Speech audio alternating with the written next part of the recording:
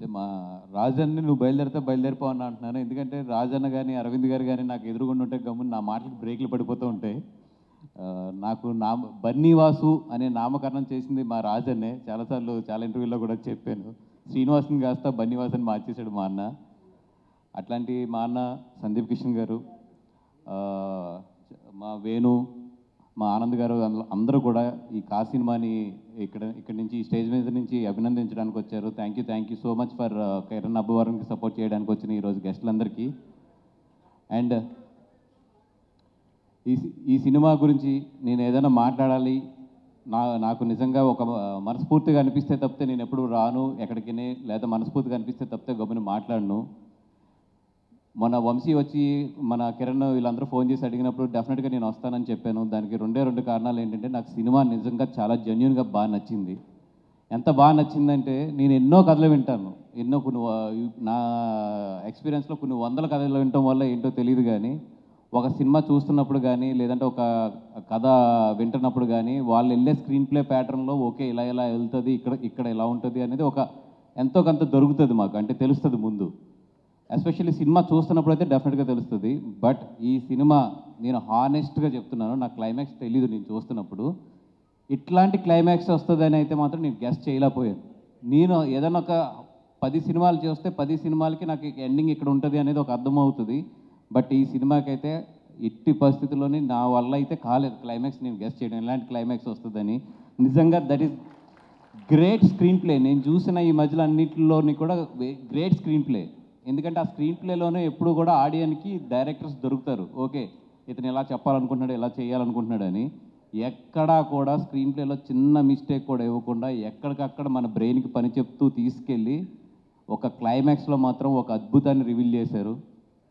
నిజంగా సుజిత్ అండ్ సందీప్, నేనైతే మీ screen play ఈ మధ్యలో నేను చూసిన బెస్ట్ స్క్రీన్ ప్లే అయితే ఇదే. ఈ మధ్యలో నేను సినిమా చూస్తున్నప్పుడు కూడా మీ పేర్లు నాకు నిజంగా ఎవరో కొత్త డైరెక్టర్లు అంటే ఇద్దరు అన్నదమ్ములు అంటే అనుకున్నాను, కానీ సినిమా ఏంటంటే అడిగాను మీ ఇద్దరు పేర్లు ఏంటి వాళ్ళిద్దరి అని చెప్పి. అంత బాగా నచ్చింది. అంటే ఒక సినిమాలో హీరో బాగా డ్యాన్స్ చేస్తే క్లాప్స్ పడతాయి, హీరో ఇంట్రడక్షన్ క్లాప్స్ పడతాయి, లేకపోతే హీరోయిన్ ఇంట్రడక్షన్ క్లాప్స్ పడతాయి, లేదంటే ఒక మంచి కామెడీ సీన్ ఎంటర్టైన్మెంట్ సీన్ వచ్చినప్పుడు క్లాప్స్ పడతాయి. కానీ ఈ మధ్యలో స్క్రీన్ ప్లేకి క్లాప్స్ పడిన సినిమా అయితే మాత్రం ఇదే. క్లైమాక్స్ దగ్గర మీరు ఎంత పెద్ద రైటర్ అయినా సరే, ఎంత పెద్ద రచయితలైనా సరే, ఈ సినిమా మీరు ముందు కథ తెలుసుకోకుండా వెళ్ళి క్లైమాక్స్ని గెస్ట్ చేస్తే మాత్రం మీరు ఇంకా గాడ్సే అది. అండ్ ఈ సినిమాలో పనిచేసిన అందరికీ కూడా, ఇంత మంచి సినిమాకి మీరు అందరూ కూడా భాగస్వాములు అయ్యారు. చాలా మీ అందరికీ కూడా మంచి భవిష్యత్తు ఉండాలని కోరుకుంటున్నాం. బికాజ్ అందరూ కూడా యంగ్స్టర్స్, కొత్త వాళ్ళు ఉన్నారు మొత్తం అందరూ కూడా. అండ్ ఎస్పెషల్లీ నేను నిజంగా అప్రిషియేట్ చేయవలసింది ప్రొడ్యూసర్ గారిని. ఇందాక అడిగాను అక్కడ కూర్చున్నప్పుడు, సార్ ఎంత బడ్జెట్ అయ్యిందంటే ఆయన ఒక నెంబర్ చెప్పారు. ఆ నెంబరు ఈ సినిమా స్టార్టింగ్లో ఈ సినిమా మీద పెట్టాలంటే నిజంగా గట్స్ కావాలి. మరి ఆయన 3వ సినిమా కాబట్టి తెలిసి పెట్టారో లేదా ఒక ధైర్యంతో పెట్టారో ఎట్లా పెట్టారో తెలియదు, కానీ నిజంగా ఆయన గట్స్ కానీ ఆయన ఎదరెదర ఈ సినిమా ఫీల్డ్లో ఎదగాలి అనుకుంటున్నారు. డెఫినెట్గా ఏంటంటే ఈ గట్స్ అండ్ ఈ ధైర్యం ఉంటే మాత్రం 100% మంచి సినిమాలు ఆయన దగ్గర నుంచి డెలివరీ అవుతాయి. ఎందుకంటే ఎప్పుడు కూడా ఒక మనిషి ఒక బిజినెస్ బాగా తెలిసిపోతే క్యాలిక్యులేషన్స్ వస్తాయి. ఆ క్యాలిక్యులేషన్లో వచ్చిన తర్వాత రిస్క్ తీసుకోలేం. ఇంకా ఆయన ఈ రిస్క్ తీసుకునే స్టేజ్లో ఉన్నారు కాబట్టి డెఫినెట్గా ఇంకో 4-5 సంవత్సరాలు అయితే మాత్రం మంచి సినిమాలు పడతాయి డెఫినెట్గా ఆయన దగ్గర నుంచి. అండ్ మీ రిస్కే చాలామంది కొత్త టెక్నీషియన్స్ కానీ కొత్త వాళ్ళందరికీ కూడా మంచి భవిష్యత్తుని ఇస్తాయి. ఎందుకంటే మాగలాగా బాగా క్యాలిక్యులేషన్స్ నేర్చుకున్న వాళ్ళకి ఏదైనా రిస్క్ చేయాలంటే భయం వేస్తుంది. అండ్ అదే రిస్క్ గురించి మాట్లాడాలంటే నాకు వంశీ గుర్తొస్తాడు. అంటే కిరణ్, వంశీలు ఇద్దరు కూడా నాకు చాలా నా హార్ట్కి దగ్గరగా ఉండి నా డైలీ లైఫ్లో ఎంతో కొంత షేర్ చేసుకునే మనుషులు కిరణ్ అబ్బవరం గారు కానీ వంశీ కానీ. అట్లాంటి వంశీ ఒక రోజు వచ్చి, అన్న మన కిరణ్ సినిమా కొంటున్నాను. కిరణ్ సినిమా కదా కొను, ఏముంది దాన్నే ఉంది. నాకు రేట్ చెప్పలేదు, హానెస్ట్ నాకు రేట్ అయితే చెప్పలేదు. మనోడేదో కొన్నాడు అనుకుంటే ఒక రోజు పిలిచి ఎంత పెట్టి కొన్నావు అని అడిగితే నేను షాక్ అయ్యాను. ఎందుకంటే కిరణ్ సినిమా అంత పెట్టి కొన్నాడు, కిరణ్కి మంచి మార్కెట్ క్రియేట్ చేశాడు అనేది ఎంత ఆనందంగా ఉందో లోపల. అట్ ద సేమ్ టైం ఇంత పెట్టి కొన్నాడు, ఏ క్యాలిక్యులేషన్ మీద నువ్వు కొన్నావు అని అడిగితే నేను సినిమా చూశానన్నా నాకు ధైర్యం ఉందండి. ఓకే, ధైర్యం ఉన్నా ఏదున్నా కూడా ఆ నెంబర్ అనేది అంత పెద్ద నెంబర్. ఇండస్ట్రీలో చాలామంది ఆ నెంబర్ మీద కామెంట్ చేశారు, ఈవెన్ నాకు ఫోన్ చేశారు, ఏంటి మీ వాడు ఇలా వెళ్ళాడేంటి, ఇలా అలా వెళ్ళాడేంటి, ఏమైపోతాడు, ఇవన్నీ అడిగారు. నాకు కూడా లోపల నిజంగా కంగారుగానే ఉంది. నేను సినిమా చూడలేదు అప్పటికి. ఏంటి ఇలా వెళ్తున్నారు, ఇంత ఖర్చు పెడుతున్నారు, ఏమైపోతారు వీళ్ళందరూ అని చెప్పి.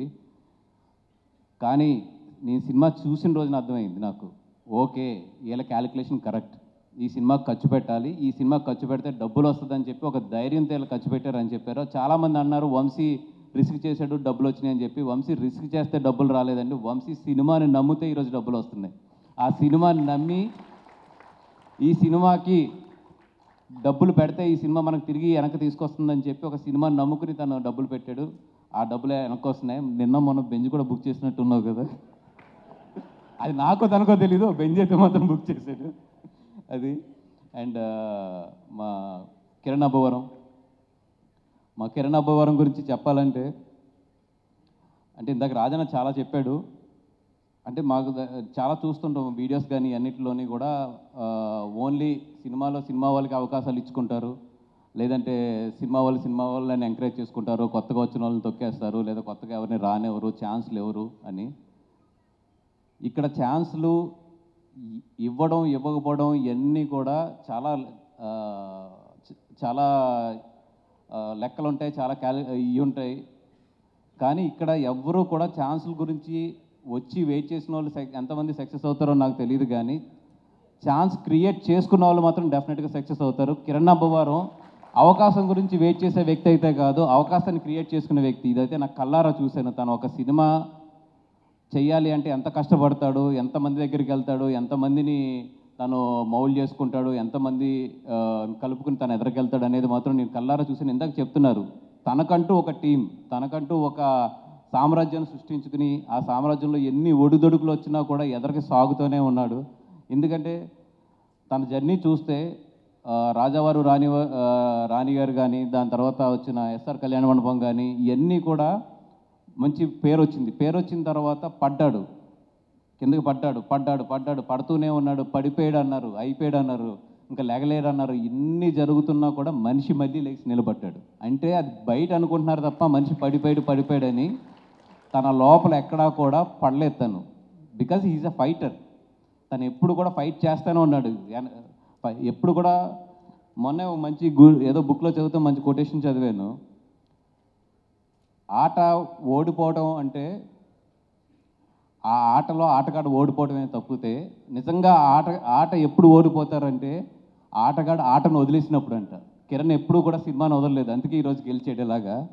నిజంగా కిరణ్ లాంటి వాళ్ళని చూస్తుంటే మాలాంటి వాళ్ళు కూడా చాలా లోపల ఇన్స్పిరేషన్ వస్తుంది. ఓకే, మనం ఎంత పడ్డా, ఎన్ని మాటలు పడ్డా, ఎంత కింద పడినా కూడా మనం ఫైట్ చేయాలి, మనం ఎదరికి నడవాలి, ఎదరికి వెళ్ళాలని చెప్పి. ఎందుకంటే సక్సెస్ ఎక్కడో పాయింట్ దగ్గర ఉంటుంది, ఆ పాయింట్ దాకా మనం వెళ్ళాలి. అరే మనం పడిపోయాం కదా, కాలుకి దెబ్బ తగిలింది కదా అని ఇక్కడ కూర్చుంటే ఆ పాయింట్ దగ్గరికి వెళ్ళాం. కిరణ్ నాకు తెలిసి లైఫ్లో చాలా బాగా తెలిసినట్టు ఉంది అది. And he's keep on journey చేస్తారన్నారు. అండ్ ఇక్కడ ఇంకా చాలా మాట్లాడాలని ఉంది, కానీ ఇంకా ఐ థింక్ మాట్లాడాలి వెనకాల ఉన్నారు. టైం ఇప్పటికే చాలా ఎక్కువైంది కాబట్టి ఎవరన్నా మర్చిపోయి, నేను ఒకవేళ అప్రిషియేట్ చేయడం మర్చిపోయినా కూడా క్షమించండి. అండ్ ఈ టీం అంతా కూడా బాగా సక్సెస్ అవ్వాలి, మంచి భవిష్యత్తులోకి వెళ్ళాలని చెప్పి కోరుకుంటున్నాం. Sandeep, for you also all the best. You are also fighter, I know it. డెఫినెట్గా అందరూ బాగుండాలి.